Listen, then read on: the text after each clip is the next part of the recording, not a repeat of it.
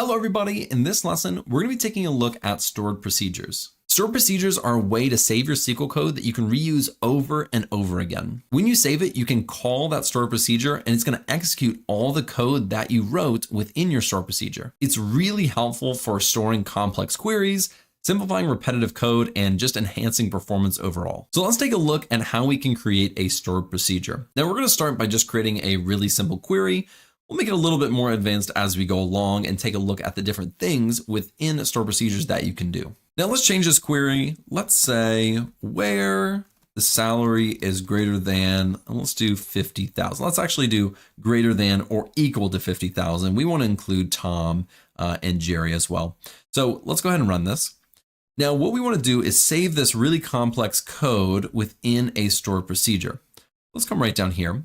And we can create a super simple stored procedure by just saying create procedure and pasting that. Now we just have to name it. So we have create procedure and we'll call this large underscore salaries. And then we do a closed parentheses. Now this is as simple as it can possibly be. It does not get any simpler than this. So let's go ahead and run this. And if we go down, we pull this up. You can see that it says create procedure, 0 rows affected. So it looks like it worked. And if we come over here to this refresh button, you should see now that under stored procedures, it drops down and we have our large salaries. That's exactly what should have happened. We wanted to save that into our parks and recreation. Now, if you wanted to be careful, you could say use parks underscore recreation. This is not a bad idea, but you don't have to. But you can specify what database within your actual editor window. Sometimes that is helpful. But now we've created it. Now let's see how we can call it. All we have to do is say call. We're going to copy this entire thing, including the parentheses. And let's end it with, that's right, a semicolon. Let's go ahead and run this. And as you can see, it worked because we got the exact output. So we actually called this stored procedure and this code ran. So it's just a select statement. So it worked perfectly. Now you can also come over here to large salaries and there's this tiny little button here that looks like a lightning bolt. And if you click it, it's going to open up a different window and we'll say call parks and recreation.large salaries. So you can do it that way as well, but we're not going to be doing it that way. Now, what we've written right here is not best practice by any means, and I'm going to copy this down here because there's a lot of different things that you need to take into account when you're creating a stored procedure. For example, this right here is most likely not what you're going to be putting into a stored procedure. This is super simple. Typically, you'll be having multiple queries, and let's see what happens if I try to put another query in here. And let's get rid of this. So we're going to select everything where the salary is greater than 50,000. And then we'll select everything where it's greater than 10,000, which is everybody. Let's call this large salaries 2.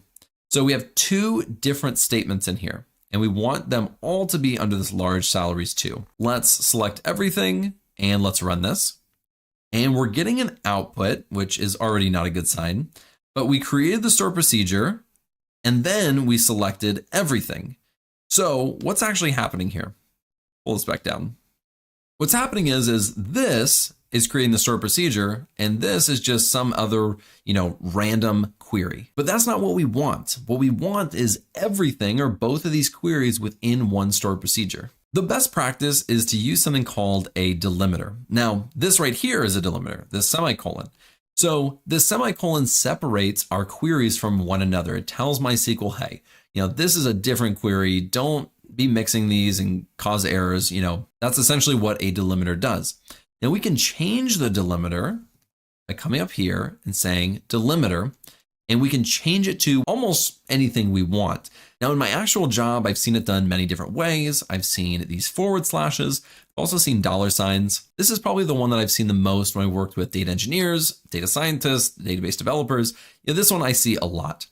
And then you'll come into the code and you'll say, begin, and let's go over here and let's tab all of this. And then we'll say end. Now, when we end, we're going to end it with this dollar sign. So here's what's happening. We're changing the delimiter right here to dollar sign. We're creating our stored procedure, and within it, we are keeping all of this. So all of this code is going to go into this one stored procedure. Then at the end, we are saying this is the end right here of this stored procedure. These semicolons no longer are the delimiter that's telling us when it is the end of the stored procedure. That's what the delimiter does. Now it is best practice at the end to change it back, right? Let me spell it right. Because if you don't, then you're going to have to start using these $signs for everything.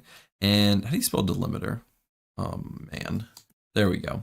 Now we've changed it back to a semicolon afterwards. So then we can go and write other queries and it'll act appropriately. Let's go down. So this is getting closer to best practice. Let's go ahead and run this entire thing. And if we pull this up, we're not getting an output. That's a good sign. If we pull this up, it's saying we already created number 2. Change that to 3. My apologies. Let's go down here. Now we've created the stored procedure 3. Now let's go over here. We're going to right click on this. We're going to say alter stored procedure. And now you can see that we have both of these queries within the stored procedure. Let's get rid of this and we're going to go and call this. So let's copy this large salary is 3. Bring this all the way down. And let's say call that stored procedure. If we run it, you'll notice we get 2 outputs. We have 6 and 7. This result 6 is where it's greater than 50,000 or 50,000 or greater. This one is where it's greater than 10,000, which is essentially the entire table. Now, so far we've done everything just by writing it all out, and that's fantastic, but you can also come over here to stored procedures. You can right click and say create stored procedure. Now, let's actually copy this. We're just going to create the exact same thing. We'll create stored procedure and we can just paste this in here. And let's go ahead and do that. There we go. And sure, we'll call it new procedure. Why not? And if we say apply, you'll notice that it generates this script right here. And we can apply it and we can create it. And we will in just a second, but let's take a look at it. So we're going to use Parks and Recreation. That's what I was mentioning before. We're then going to say drop procedure if exists. Now, this is something that I was going to show you later, but I'll just show it to you now. Sometimes it is really beneficial to write something like this before you create it, in case you've already created a stored procedure with that name that you're wanting to replace. So it's checking if it's there, and if that new procedure is already there, it's just going to drop it. Then it comes down, and let me see if I can zoom in on this. And then it's going to create our delimiter, which it uses $signs. So MySQL is even, validating what I was saying earlier. We're going to use Parks and Recreation again. And now again, we have to use, instead of a semicolon, we're using $signs. Then we're creating the procedure, which is new procedure. We're saying begin, end, and then it's even changing the delimiter back. So basically everything that I said, this is kind of doing it for you automatically. Now, when I click apply, it went ahead and executed that SQL statement and our new one is ready. So we can go ahead and alter that stored procedure. And it looks exactly the same as this one out here, which was large salaries number 3. So it looks exactly the same. Now let's go ahead and get rid of this, and let's go down below. The next thing I want to take a look at is something called a parameter. Now, before I actually get into this, I'm going to copy all this down here because I don't want to rewrite all of it, if I'm being honest. So let's paste this in here. Now, parameters are variables that are passed as an input into a stored procedure, and they allow the stored procedure to accept an input value and place it into your code. Let's take a look at what that actually means. Now, before I do anything, I'm just going to change this to number 4 so I don't forget. So let's get rid of all of this. We're going to keep it somewhat simple because we're looking at something new. Now, when I say we're passing through a parameter, I'm talking about when we're calling it. So let's say we've already created this one. I'm not going to, run this yet, but let's say we've created it. Let's say I want to pass in an employee ID. I want to pass in a specific person and I want to retrieve their salary. I know their employee IDs. I just want it to pull up their salary for us. So what we're going to do is we'll get rid of this.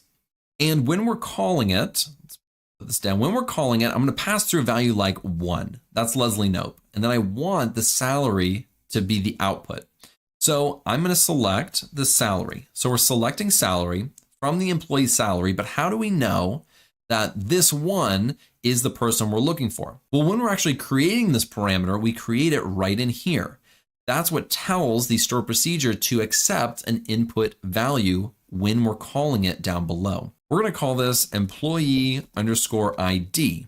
Now, after we call it, after we name our parameter, we need to then give it a data type. So I'll call this an integer. So we're telling the stored procedure when somebody calls this stored procedure, they have to pass through an integer. It can't be a string or it can't be a date.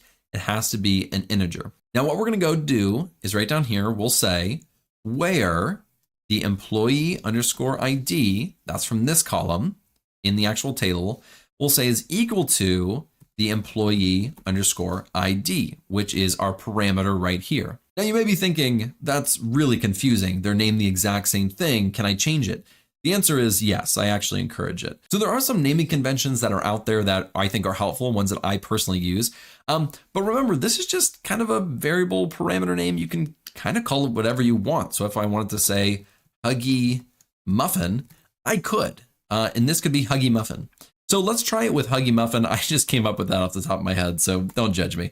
But we're going to create the stored procedure. And then when we call it later, we want it to return the salary where the employee ID right here is equal to whatever was passed through that parameter, that input parameter, and we're going to keep it as 1, so it should return 75,000. Let's go ahead. We're going to create this. And now let's go right down here and we're going to run it. And we can see that that is the salary and it worked perfectly. Now, like I was saying, that is not what I would actually name it. There are some naming conventions like underscore param at the end. So you kind of want to keep it, at least I recommend you try to keep it similar to what you're actually looking for. And you can either end it in underscore param, or there's another way that you can do it, which is come right over here and do p underscore.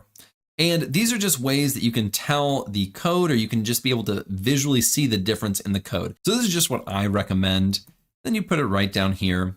You say where the employee ID is equal to p underscore employee ID, saying this is the parameter that's being passed through and put into our actual query. So that is all we're going to take a look at in this lesson. In the next lesson, we're going to be taking a look at triggers and events.